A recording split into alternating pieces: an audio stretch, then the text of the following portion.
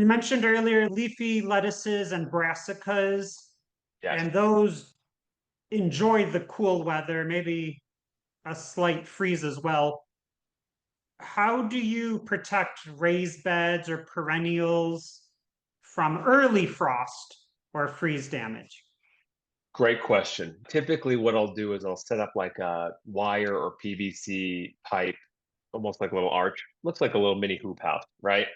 And the goal there is to just establish a frame that I can put a frost cloth over. Now, there's many different types of frost cloths. People use different ones that are different sizes, colors, thickness, whatever. I use one in particular from Gardener Supply, which is one of my favorites. But for the more sensitive plants, especially if you're concerned about frost early in the fall, where you might have some pretty early stage seedlings that are more sensitive to it, that's the time to really have it. But making sure that infrastructure is up there is important because you don't want to be caught off guard and realize, oh, shoot, I've got 8 beds that I have to protect and it's going to frost tomorrow and I don't have anything set up yet. So I usually recommend once you've planted those things in the fall and moved off of your summer crop, that's the best time to just get that PVC pipe in there, get it established, just so that when you need to, all you need to do is put on the cloth and you're good to go. Welcome to the Mother Earth News and Friends podcast. At Mother Earth News for 50 years and counting, we've been dedicated to conserving the planet's natural resources while helping you conserve your financial resources. In this podcast, we host conversations with experts in the fields of sustainability, homesteading, natural health, and more to share all about how you can live well wherever you are in a way that values both people and our Mother Earth. Good day, everyone. I am Kenny Coogan, and joining me on this episode of Mother Earth News and Friends is Nick Cutsumpas, also known as Farmer Nick. Nick is a professional plant coach, urban gardener, and sustainability advocate, known for transforming both homes and hearts through the power of plants. Nick has been featured in the New York Times, Vogue, Architectural Digest, Business Insider, and Washington Post. He has been seen on the TEDx stage, on the Netflix original series The Big Flower Fight, and as host on Netflix's Emmy-winning Instant Dream Home. Today, we're digging into the seasonal side of sustainable living, specifically how fall gardening and winter preparation can set you up for a thriving, low-impact growing season. From pruning perennials to mulching with intention, Nick's got the practical wisdom and plant positive vibes to help us close the season strong and start the next one even better. Welcome to the podcast, Nick. Thank you so much for having me. I just moved from Florida to North Carolina, so this will be the first time in 12 years that I experience the fall season. And maybe a little snow, depending on where you're at. You've inspired so many people to connect with plants in intentional, sustainable ways. And as we transition from summer into fall, what does this season mean to you as a gardener and educator? Fall is the time of slowing down. And just because we're slowing down doesn't mean that there's not things to do, because there are plenty of things to do. But for me, it's about setting the garden up for that final harvest at the end of the season, getting my winter squashes and other things harvested in time for Thanksgiving. Pumpkins, of course, are a big hit around October, November as well. But it's just an exercise in patience and being able to really wrap up the last of the beautiful season and the harvest while still setting up your garden for success throughout the course of the winter and then eventually the spring. You've often said that plants are great teachers. What are they teaching us in autumn that we might be overlooking? The fall represents growth that is not seen. And what I mean by that is fall is the best time to plant your perennials, your trees, all those things. We really get sucked into spring because we're over the winter weather, right? We want to be outside. But fall is the best because it allows root development. Now, we can't see that. We will never be able to see all of the growth that our plants go through in the fall. However, it's best for the plants because it allows them to grow without any pressure, no pressure to bloom, no pressure to fruit, no pressure of the heat. It's a great time to get your plants in the ground, and sometimes growth is not always seen, but it's still happening beneath the surface. Many folks think of fall as the end of gardening season. How do you keep the rhythm going this time of year? So for me and a lot of my clients through my landscaping business, it's about education around best time to plant. As we talked about just before, fall is the best time because there's less stressful factors that are happening that are going to cause potential damage to those plants. I try and get as many perennials in the ground as possible. I like planting trees in the fall. I'll be doing an orchard this fall on my own property here in Michigan.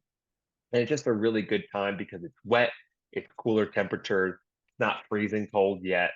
And it's a beautiful time to be out in the garden, a little crisp nip in the air and never hurt anybody. And honestly, I enjoy it more because I'd rather be out in the garden when it's 50 degrees than when it's 85 degrees. So it's also nice for me to get out there and not have to worry so much about the weather. Earlier this year in May, I ordered two cherry trees, bare root. Mm, They were 5 feet tall. They came with all their leaves. And within the day of me planting them, they defoliated. But I've been watering them every day, and I occasionally will scrape the bark, and everybody's still green, and good. they're Scraping starting the to put bark their is a buds good out. tip. Yeah. Yes, make sure it's alive, right? But yeah, it's a great time to do it. Bare root is also a very cost-effective way to do it. So if I'm going to get 40 some odd trees in this orchard this fall, I'm probably going to do it bare root for a good portion of them. What are some of your favorite low maintenance or productive crops for fall gardens? Oh, it's got to be leafy greens. Leafy greens are one of those crops that are quick to germinate after direct sow. You can plant them virtually any time of year. I think that they are best planted in early spring and in late summer into the fall, just because it's about 30, 45 days or so until you can get a full harvest. But even if you don't reach full harvest, let's say it gets really cold in your area, some of them can be harvested really well as baby plants, baby spinach, tender kale, right? The earlier it is, the more tender it tends to be. And some of these leafy greens that are even frost resistant turn out tasting better because when the frost occurs, their carbohydrates intensify, it almost acts like antifreeze for the plant. So I always say that your leafy greens will taste even better in the fall than they did in the spring or summer. Yeah, just maybe 6 weeks ago, I sowed in my basement with grow lights purple Brussels sprouts, artichokes, Oh, nice. some bok choy, but I'm excited to overwinter the artichokes and get Cool. those frosts on those Brussels sprouts to get them tasting really good. When are you going to plant those? I did it 6 to 8 weeks before the end of August, which is when this Okay. podcast comes out, because that is what the local extension office told me to do. There you go. Very nice. So in the middle of North Carolina, which is where I am, Winston-Salem area, our first frost date is the end of October. So that gives the plants about 60 days to grow and establish. Great. That's awesome. Do you have a typical September through November checklist or calendar that guides your fall garden workflow? It's a great question. I would hesitate to say calendar specifically because each year is a little different, chronologically speaking, right? The time I do certain things is very much weather dependent and temperature dependent. But in general, the first thing I'll do is I'll just check out my soil, see how it's feeling, do the finger test just to assess, okay, what amendments might be needed. I will typically also, this is moving into October or so, will start grabbing leaves and collecting those and putting those over as mulch. I never want to leave the soil bare. That is number one no no in any kind of permaculture or organic gardening, even raised bed gardening. I want to make sure that that soil is covered just to maintain all of the beneficials that are there, prevent any erosion. I don't want to stress out that soil. So giving it a nice top dressing of leaves from the yard, which there are usually plenty. I hate seeing people bring out their leaves on the side of the road because there's so much good stuff in there. Even if you just left the leaves in a big pile, you don't even have to turn it into compost. It's great for the pollinators and other insect species that overwinter in that leaf litter. So I'll typically do that around October. And then if I want to, if I've got any extra compost that I don't want to have freeze over the winter, because I don't continue the composting much over the winter because it gets really cold out here and I get a little bit lazy in that regard.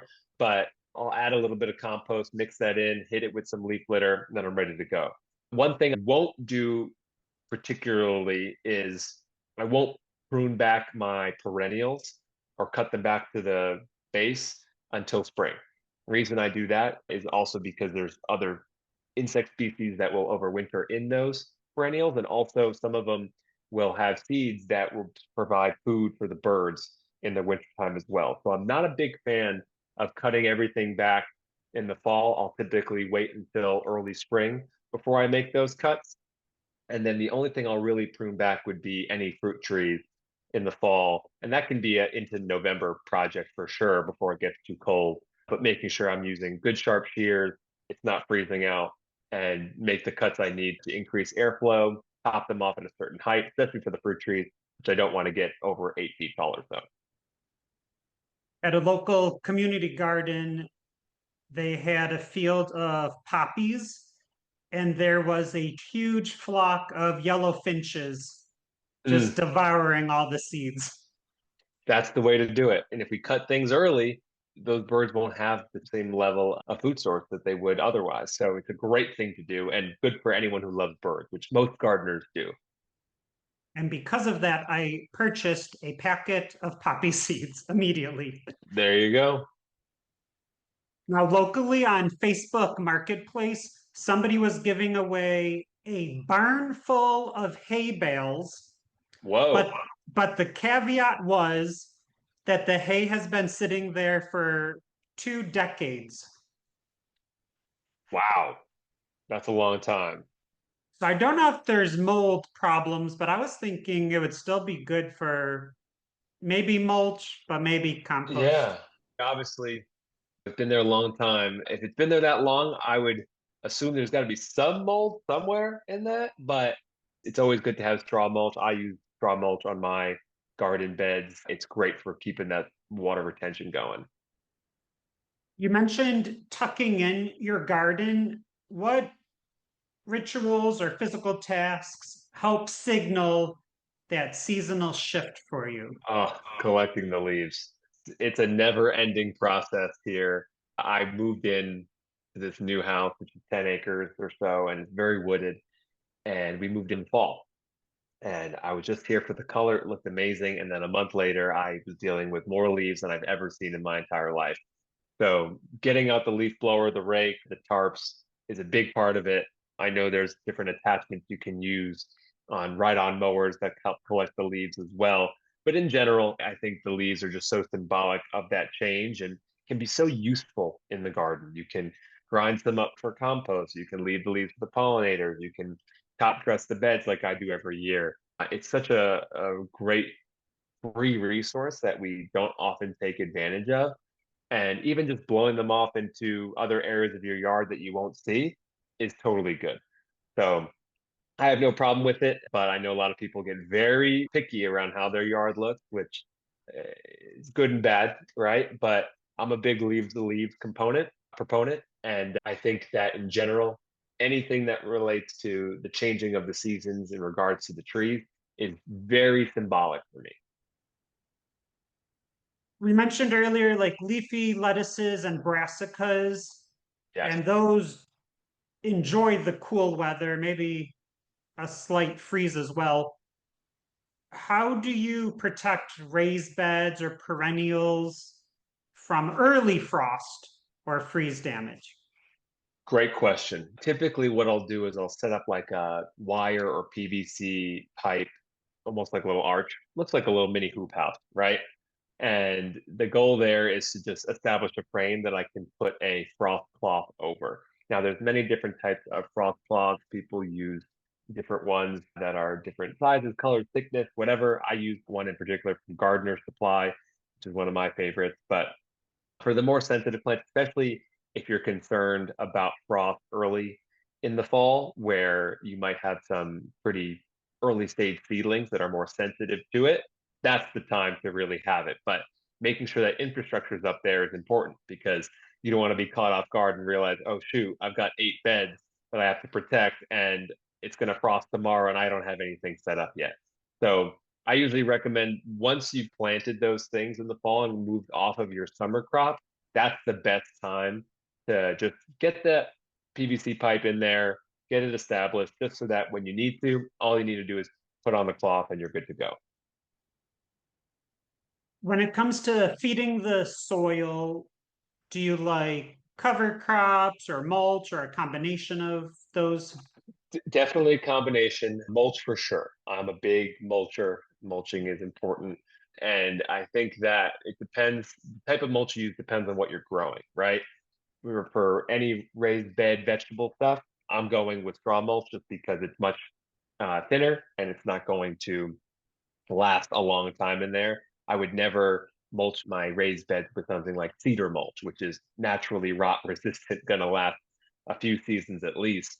That I would use mainly for my perennial beds. So I just planted a giant bed of native pollinators around my garden, and that is all cedar mulch. And then the garden itself is all straw mulch. So that's typically what I'll do there. But in general, for the soil, I'm not really adding too much compost to it at this stage, right? Unless I'm doing a significant fall crop and I've got some leftover soil from the summer season. But I just want to I'm constantly checking my soil and moving to a new property, right? You never know what kind of soil you're going to get. We've got a lot of clay here in our yard in particular. Yeah, it's backbreaking work, but just digging up a little bit the first time and amending it so I can get a cover crop in there that can overwinter is always a good practice, especially if you're going to be doing planting directly in the ground in rows. Let's talk plant performance reviews. How do you evaluate what worked and what didn't as you plan for winter and spring? I have a circular driveway, and Mm, inside it, it's maybe 1,000 square feet. Inside it, I planted a wildflower meadow. beautiful.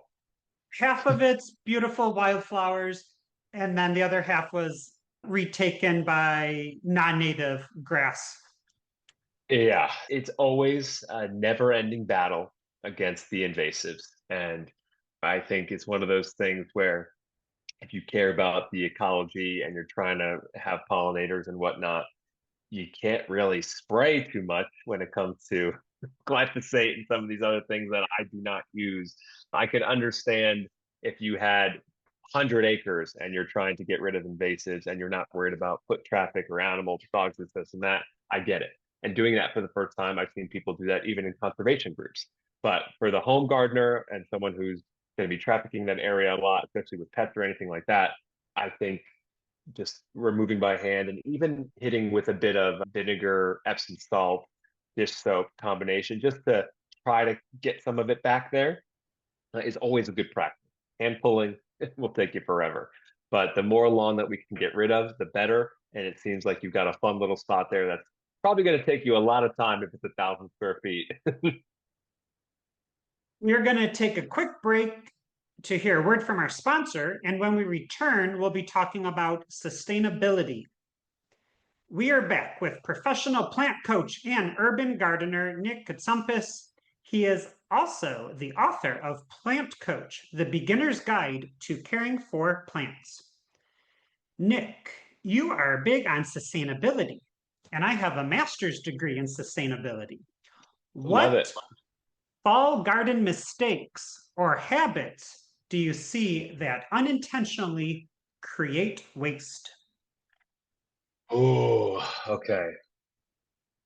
Any gardener knows, any plant person knows that nursery pots are just everywhere. They're the bane of my existence. They're very difficult to recycle, partially because I think they're most of them are like number 5 recycling label, but because they're dirty, and most people aren't cleaning them up or bringing them to a professional recycling facility that can handle those things, it can be very challenging.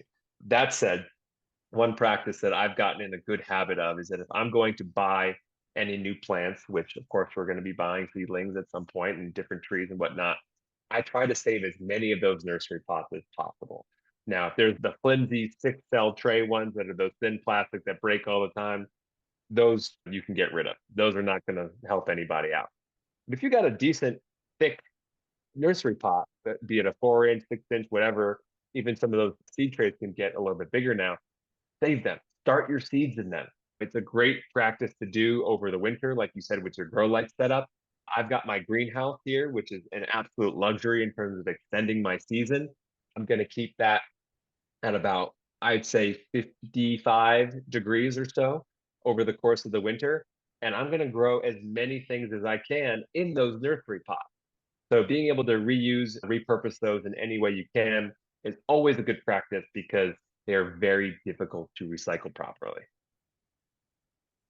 I'm still recovering from a visit to my friend's house that happened 10 years ago.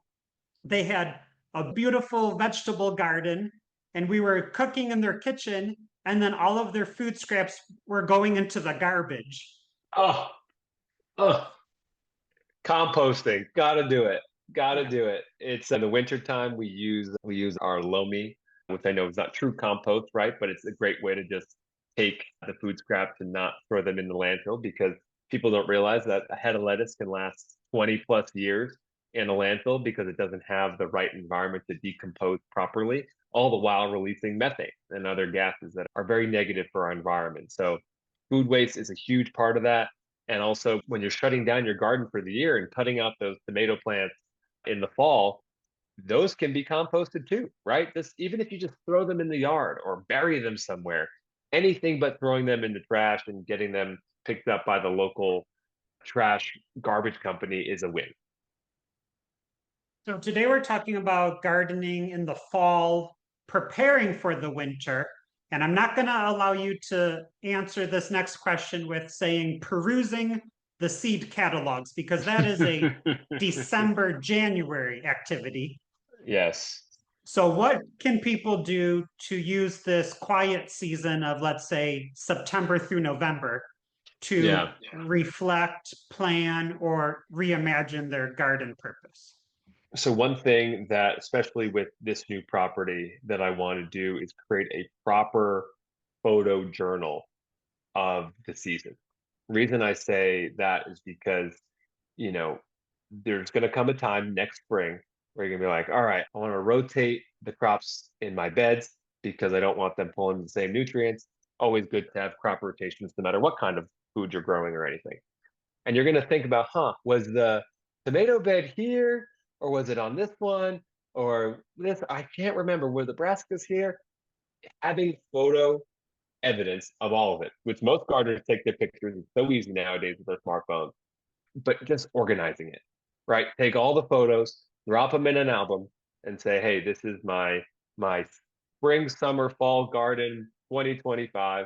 That way you have something to reference back next year. It's something that I've done with my clients when they have questions. It's something my mom does with her harvest. She doesn't weigh her harvest, but she's able to see, oh, look, last year at this time, I picked 100 cherry tomatoes in this picture. This year I only had 50. I wonder what's going on.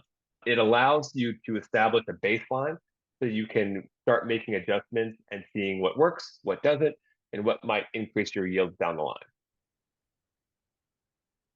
Yeah, that's a very good point. A couple of years ago, I interviewed Joe Lample, and he also mentioned that everyone has a camera in their pocket. Yep. And although we don't need to be sharing it through social media, it's good evidence. Good practice. Yeah. Joe's the best. Joe was one of my gardening role models when I first got started. He's fantastic. Now, you yourself have reached a huge audience through your many shows. How has that experience influenced your garden philosophy?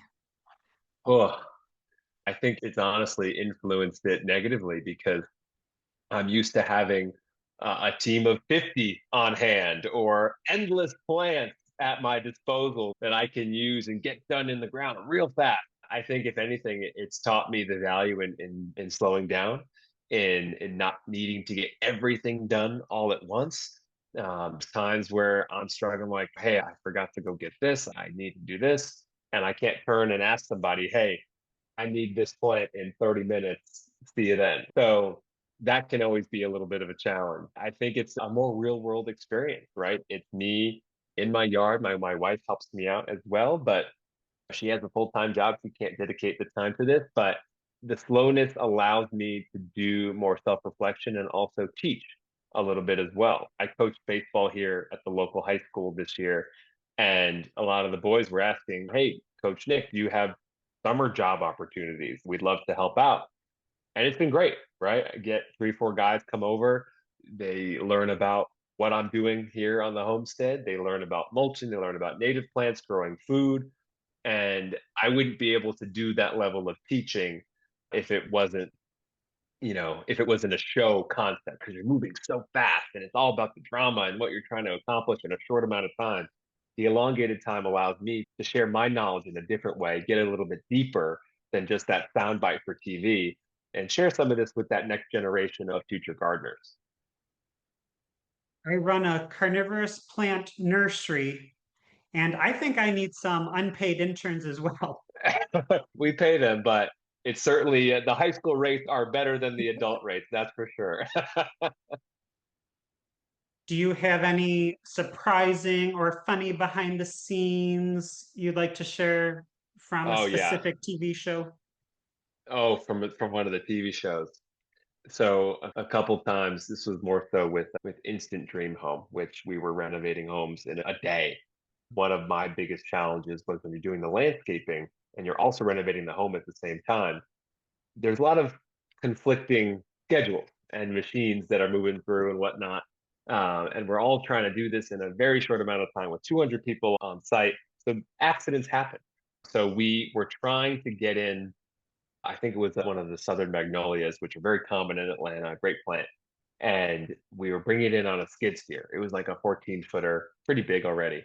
Bringing it in on a skid steer, and there's people walking all around it. It's very complicated, right? And you've got this big giant tree in a burlap bag swinging around, could hit somebody.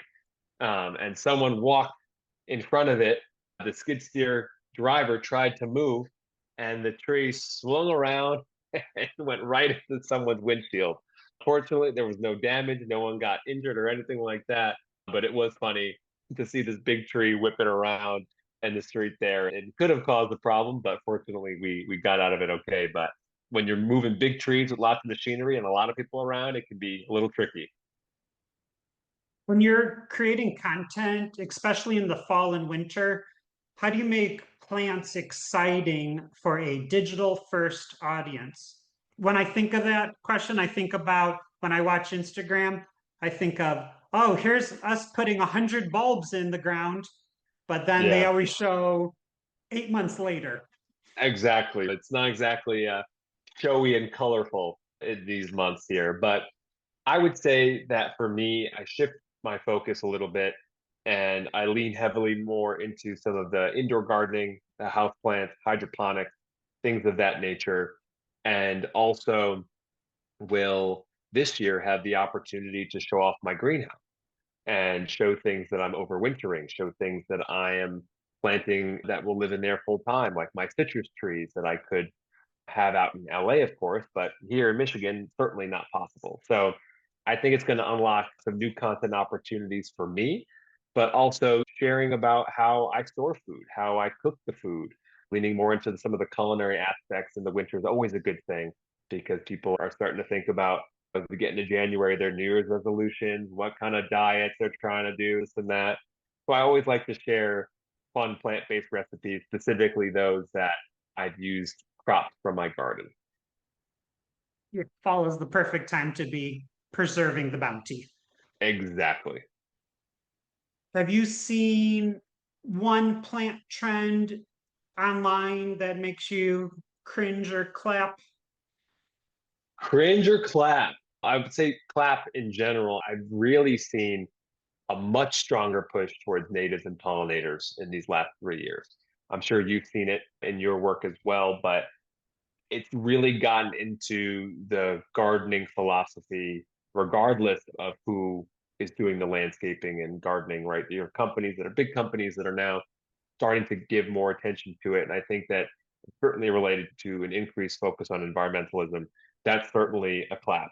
A cringe will still be related to lawns. It's not necessarily the grass lawns, it's the artificial turf lawns. I saw it so much in California, and people are like, oh, it's better than grass. We're not watering it. I'm like, yes, but you've created increased heat. It's doing nothing for the soil. It's made of plastic. Who knows what kind of chemicals are being released with all that heat on the plastic in those temperatures. I'm just not a fan of it.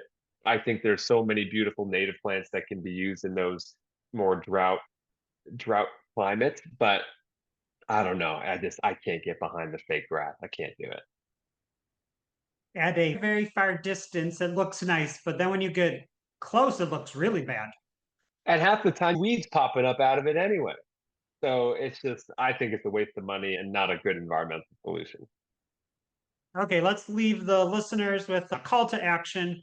For somebody starting their first fall garden, what's one simple high impact action that they can take today? If you're starting your fall garden, it's the best time to do it. Go to your local nurseries and ask them, hey, which trees do you not want to overwinter? Because you will get so many trees and perennials and shrubs 50 to 75% off, because the nursery doesn't want to have to dig a hole and bury them and make sure that they're surviving over the winter. They want to get rid of as much as they possibly can, and it's going to be the most cost-effective time for you to do your gardening. Now, are those plants going to look good? Absolutely not. It's going to look like you're planting a bunch of sticks. Forgetting the perennials, they're usually cut off at that point. It looks like you're just planting nothing. But I'm telling you, you will save so much money. It's great for the plants, great for your wallet, and it's the best way to get started with low risk in terms of your investment. Thank you so much, Nick, for digging into fall gardening with us today. Thanks for having me. Appreciate it. Thanks for joining us for this episode of Mother Earth News and Friends. To listen to more podcasts and get connected on our social media, visit www.motherearthnews.com/podcast. You can also email us at podcast@ogdenpubs.com with any questions or suggestions. Our podcast production team includes Kenny Coogan, Alyssa Warner, and myself, Josh Wilder. Music for this episode is the song Hustle by Kevin MacLeod. The Mother Earth News and Friends podcast is a production of Ogden Publications.